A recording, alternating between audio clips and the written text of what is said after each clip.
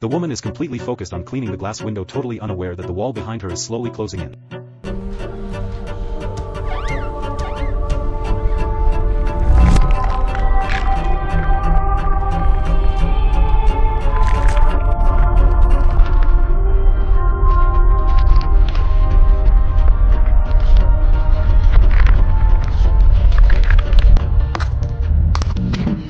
Turns out this terrifying experience was just a hallucination. At that moment the telephone starts ringing loudly. Amy picks up the phone and hears the voice of Blake, the first woman who questioned what was happening. Blake tells Amy, "You're not crazy, you saw everything too, they're lying to us, we need to get out of this place immediately." But Amy doesn't believe a single word Blake is saying and immediately hangs up the phone. However, right after this conversation Amy starts experiencing her own disturbing hallucinations. During dance class she notices that her reflection in the mirror has somehow transformed into Blake. Then Blake's reflection starts frantically smashing against the mirror as if desperately trying to escape from something. Amy runs to Blake's house in a complete panic and sees Blake standing on the rooftop. Blake is holding a sharp knife in her hand, looking absolutely determined. Just as Amy is about to try talking her down, Blake doesn't hesitate for even a second and cuts herself. Immediately after this tragic incident, Amy gets taken away by two people dressed in red uniforms. That evening when her husband comes home, he's still making up stories about what happened. He claims that Blake simply fell while cleaning windows and is currently recovering in the hospital. But Amy knows that Blake is probably dead or in serious danger. She asks her husband what exactly his job involves and what kind of work he really does. But the man refuses to say anything, insisting that everything is classified information. Fine, if that's how he wants to play it, Amy decides she'll investigate this mystery herself. The next day after her husband leaves for work, she wraps her head completely in plastic wrap. She wants to test what would happen if she tried something like this. But the sensation of suffocating feels way too real and terrifying. Amy finally tears away the plastic wrap before it's too late. Next, her husband arranges for Amy to see a psychiatrist. When the psychiatrist opens his briefcase, Amy accidentally catches a glimpse of what's inside. There are files about Blake hidden among the other documents. By pure coincidence, the psychiatrist forgets his briefcase when he leaves their house. Amy quickly grabs Blake's file and starts reading through it. Unfortunately, the file doesn't contain any useful information about what's really going on. It only says that this person refuses to accept treatment and has been given a final warning. Amy is completely baffled about what any of this actually means. Time passes and the annual company party arrives. All the men from the community bring their wives to this fancy formal event. When Amy arrives at the party, she feels like every single person there is fake. On stage, the founder of the Victory Project begins giving another passionate speech. He also announces that Amy's husband has been promoted to a higher position. But Amy couldn't care less about any of these so-called achievements. She escapes to the bathroom to get away from all the fake celebrations. Suddenly, one of her neighbors follows her into the restroom. Amy tells the neighbor everything, explains that Blake was telling the truth all along. She insists they need to leave this place immediately. But the neighbor doesn't believe her story at all and even suggests that Amy has lost her mind. After the company party ends, all the neighbors gather at Amy's house to continue celebrating. It's here that the founder of the Victory Project finally decides to tell Amy the real truth about everything.